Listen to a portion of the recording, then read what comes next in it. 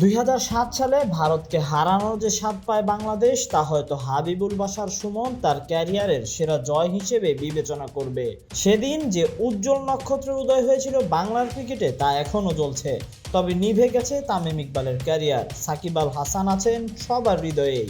বাংলাদেশ এখন পর্যন্ত আইসিসির যতগুলো ইভেন্টে অংশ নিয়েছে, 2007-এর পর থেকে সাকিব কিংবা তামিমই ছিলেন দলের জ্বলন্ত আলো। তাদের ছাড়া বাংলাদেশ ক্রিকেট সাজবে নতুন রূপে, তা ভাবাও ছিল দুষ্কর।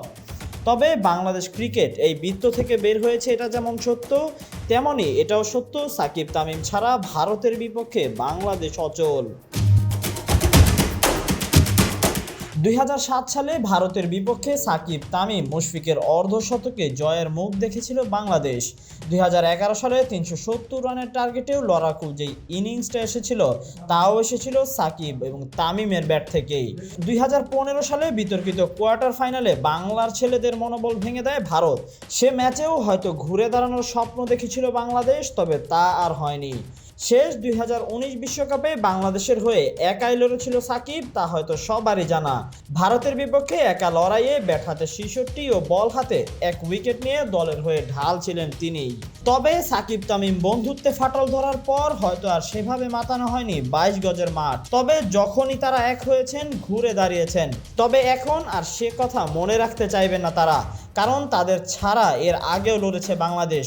এশিয়া কাপের ফাইনালে সেবার লিটন কুমার দাস দলের হাল ধরেছিলেন, এবার সেই লিটনও নেই। তবে সব ভুলে এখন সমর্থন দেওয়ার পালা লাল সবুজের বাংলাদেশকে। কাপ্তান মাশরাফি থেকে সাকিবের পর এবার শান্তর কাঁধে সেই নেতৃত্ব। নতুনে বাংলাদেশ সাকিব তামিম ছাড়াও যে ভারতের বিপক্ষে লড়তে পারে, সেটাই দেখানোর অপেক্ষা। মিরাজ, শান্ত কিংবা তাসকিনরা কি পারবে মুশফিক রিয়াদের যে অভিজ্ঞতা, সেটা কাজে লাগিয়ে বাংলাদেশকে এক অনন্য উচ্চতায় নিয়ে যেতে? Tahsin Ahmed, BD archive.